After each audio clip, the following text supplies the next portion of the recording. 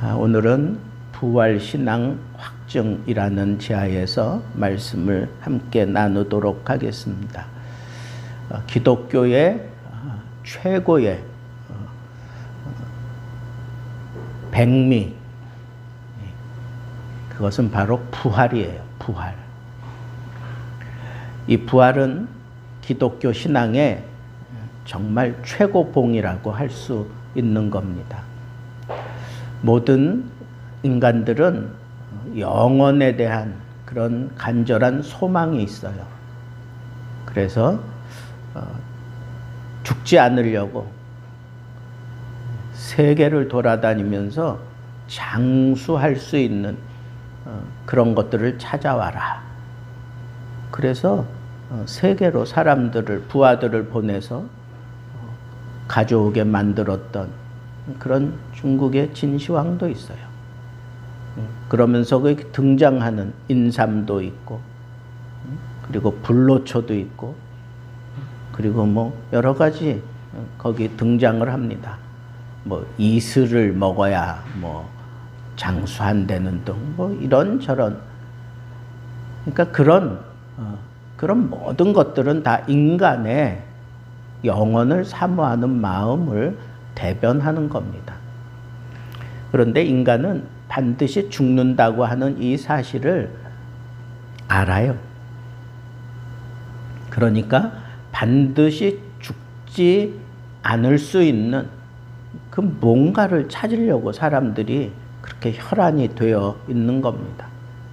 그런데 인간은 죽어요. 하나님이 그렇게 선언하셨어요. 그러니까 죽는 거예요. 인간은 죽는 거예요. 그런데 다시 살아날 수 있다는 것. 죽지만 그것으로 끝나는 게 아니라 다시 살아나요. 우리 육체를 가지고 다시 살아난다고요. 그래서 부활체가 된 모습으로 주님의 손을 붙잡고 천국에 들어가서 영원히 사는 것을 우리는 기대하면서 살아가는 거예요.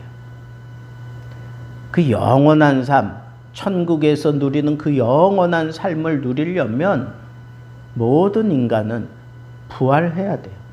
다시 살아나야 돼요. 여러분, 우리가 죽으면 다시 살아난다고 하는 것을 믿어요. 근데 우리 예수 믿는 사람들만 다시 살아나는 게 아니에요. 예수 믿지 않은 사람들도 다시 살아나요. 살아나서 어떻게 되느냐? 예수를 믿은 사람은 천국으로 들어가지만 예수를 믿지 않는 사람들은 지옥에 다 떨어지고 맙니다. 중간 지대는 없어요. 천국이냐, 지옥이냐. 자, 그런데 우리가 이 땅을 살아가면서 이 땅이 너무 힘들어요. 예수 믿고 산다는 게 참 녹록지 않아요. 어려워요. 세상과는 근본적으로 다른 존재이기 때문에 이 세상을 디디고 사는 동안에는 우리 예수 믿는 사람들은 참 어렵습니다. 마음에 그냥 산다는 것이, 그냥 눈 뜨고 보는 것이, 그리고 호흡하면서 생명을 유지해 간다는 것 자체가 이 세상의 더러운 것들을 호흡하고 이 세상의 이 더러운 오염에 항상 우리가 노출되어 있고, 그리고 그런 오염이 우리 몸을 뒤덮습니다. 그래서 우리는 이 세상 살아가면서 언제나 예수 그리스도의 피공로 의지하고 날마다 우리 자신을 돌아보며 우리에게 이렇게 생겨진 모든 세상의 때들을 우리는 늘 벗겨내고 씻고 살아가야 되는 그런 책임이 우리에게 있습니다. 자, 그런데 이 세상 살아가는 동안에 그냥 이 상태 그대로 참 어정쩡하고 힘들고 어려운데, 더군다나 이 세상이 우리를 가만두지 않아요.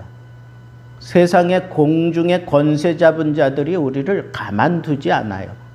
그래서 어떻게 해서든지 우리가 세상에 무너지게 만들고, 그리고 원수의 그 발 밑에 엎드려 복종하게 만들려고 지금도 우는 사자처럼 삼킬자를 참는 것처럼 그렇게 두루 다니면서 예수 믿는 사람들을 어떻게 해서든지 무너뜨리고 집어삼키려고 하는 그러한 때를 우리는 이 말세 지말이라고 얘기하고, 그 말세 지말을 우리가 살아가고 있기 때문에 우리가 그 가운데에서도 그렇게 살면서도 우리가 세상 사람들처럼 그렇게 세상에 푹 빠져서 살지 않고 세상의 그 억압과 그런 위협에 지지 않고, 그리고 당당하게 살아갈 수 있는 그런 힘이 어디서 나오느냐?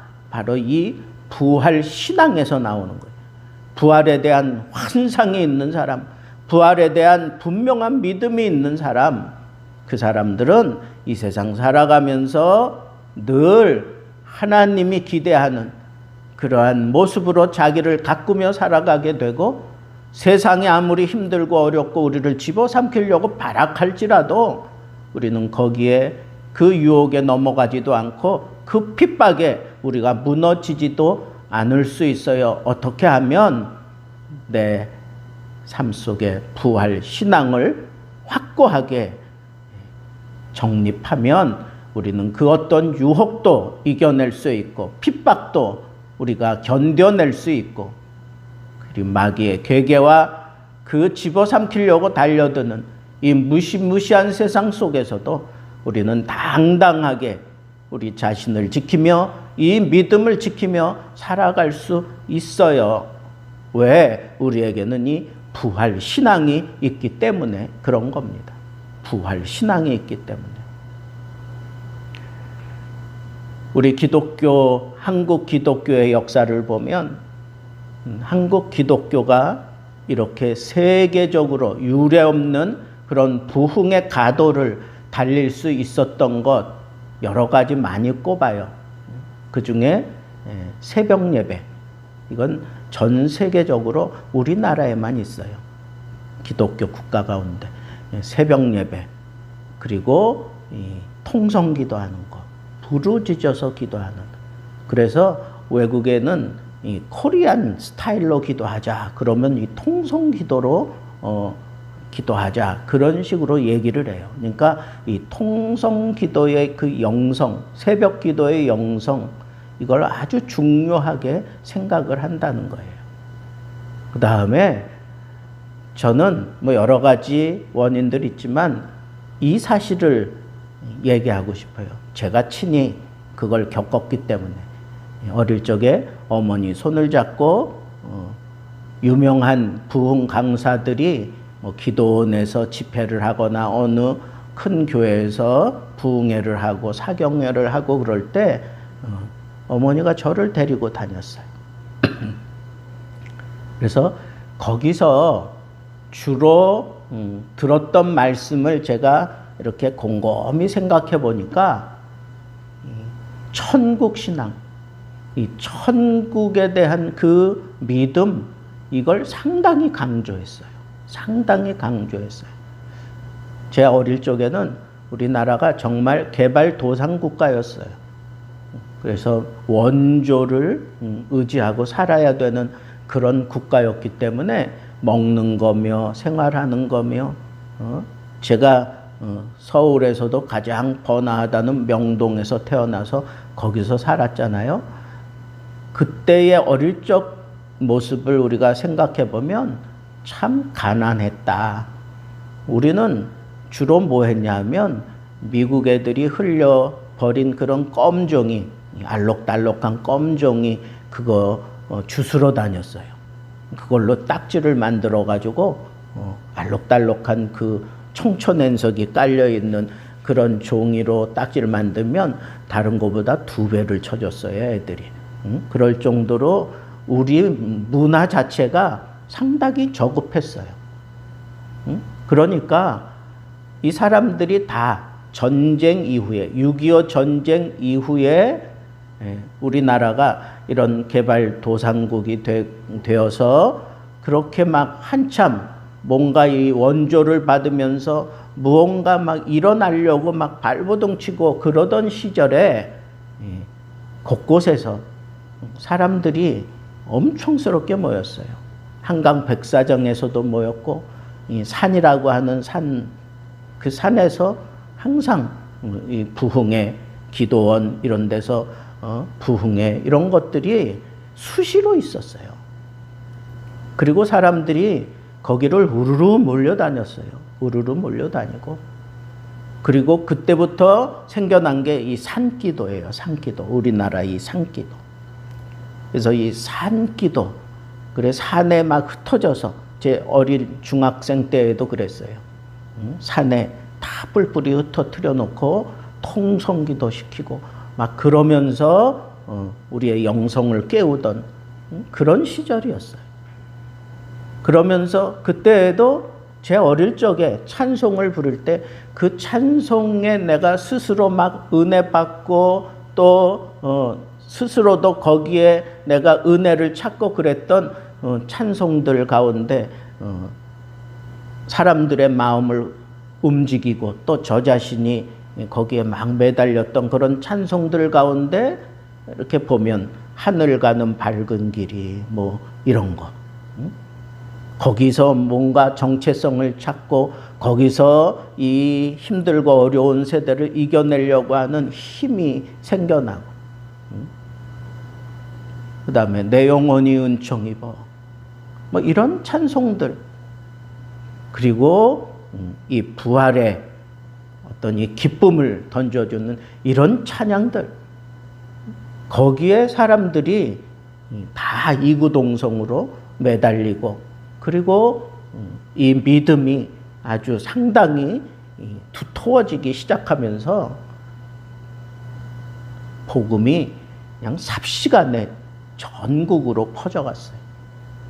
그리고 또 기가 막혔던 것은 70년대에 들어와서 이 외국 유학파들이 우리나라에 들어오기 시작하면서 그때부터 이 젊은이들을 대상으로 성경 공부 아주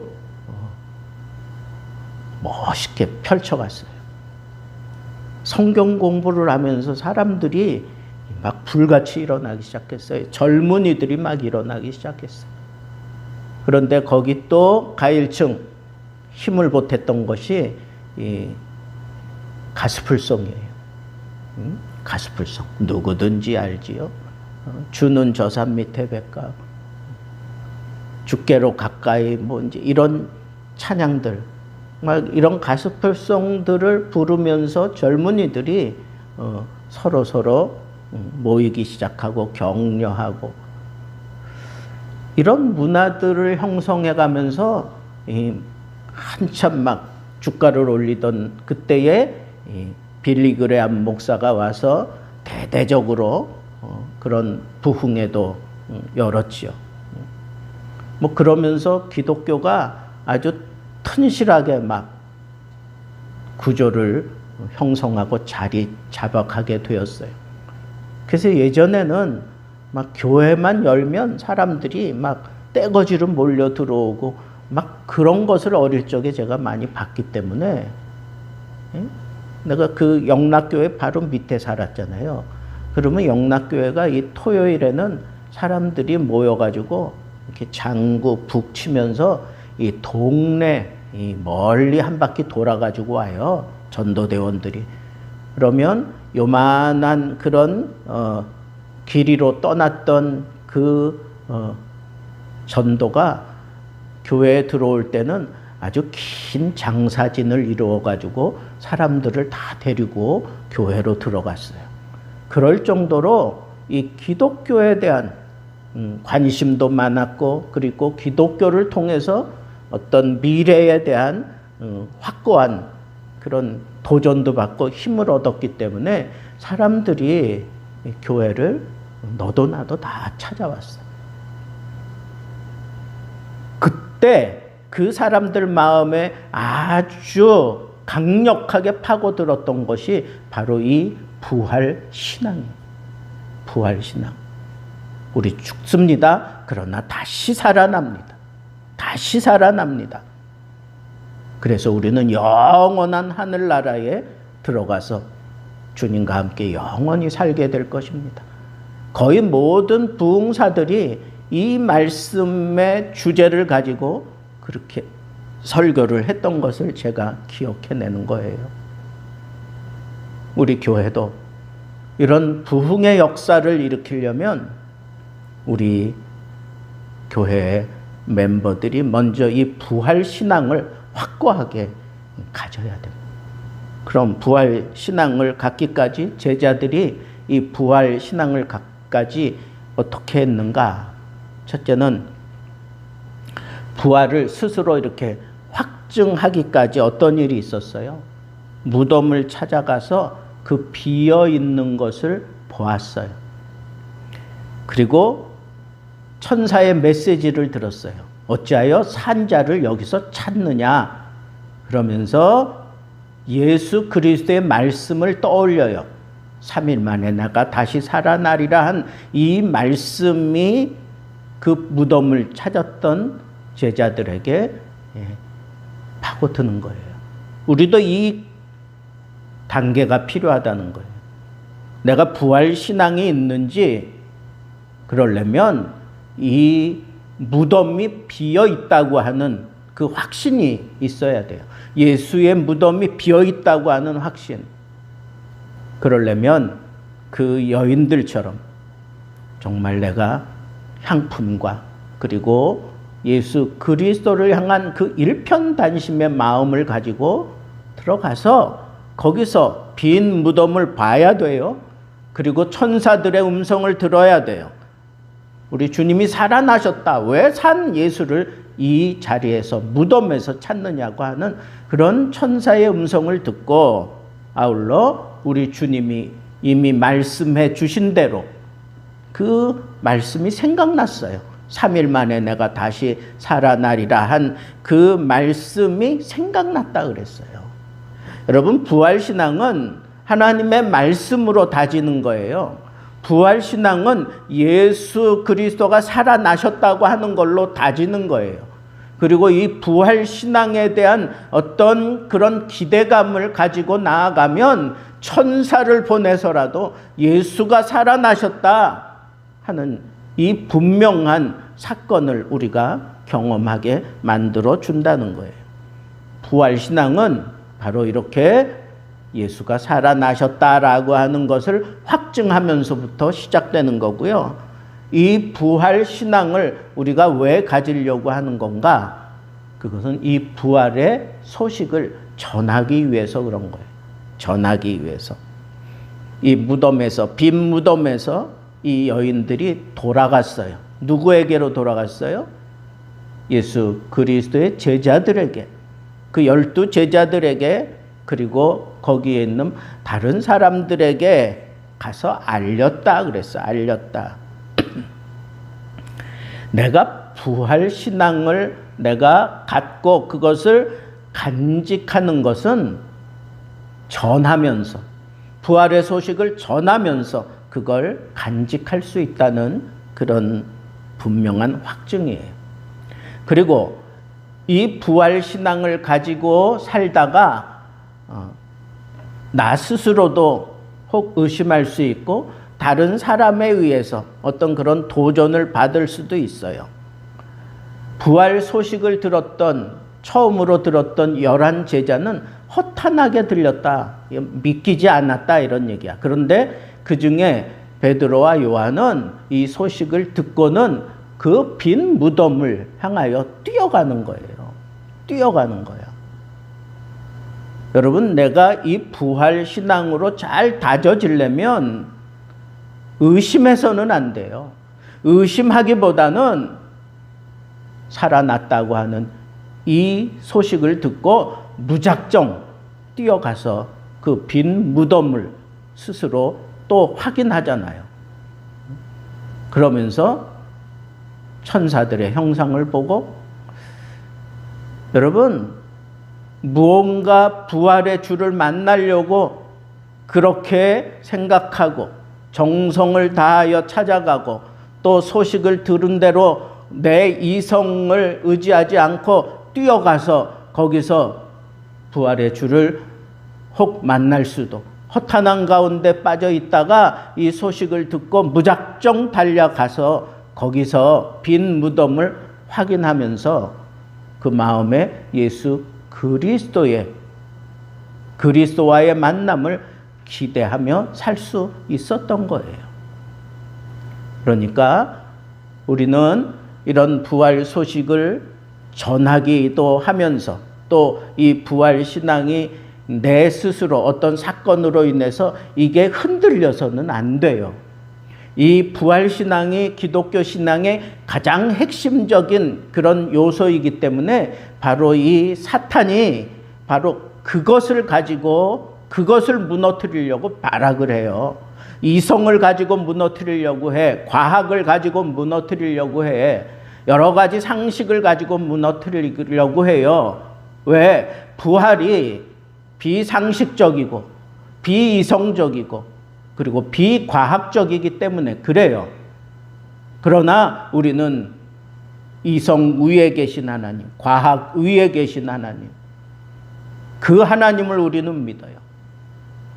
부활하신 주를 우리는 믿는다고. 그래서 의심 상황이 생기지 않도록 내 믿음 생활을 좀 초월해야 돼. 이성적으로 초월해야 돼. 과학적으로 초월해야 돼. 상식적으로 내가 초월한 그런 믿음을 가지게 될 때 우리는 이 부활신앙을 온전하게 유지할 수 있어요. 그러면 결론적으로 부활신앙 확립을 위해서 우리는 어떻게 해야 되는가?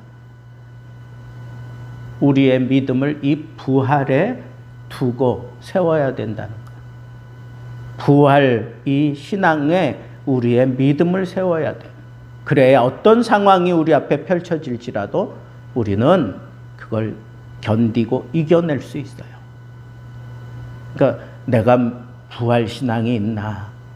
예수를 알되 부활하신 예수를 내가 만나고 그리고 부딪혀 만나고 그리고 그것으로 인해서 내 이성이 깨지고 과학적인 머리가 깨지고 상식이 다 깨져 버려야 내가 이 부활 신앙을 확립할 수 있어요.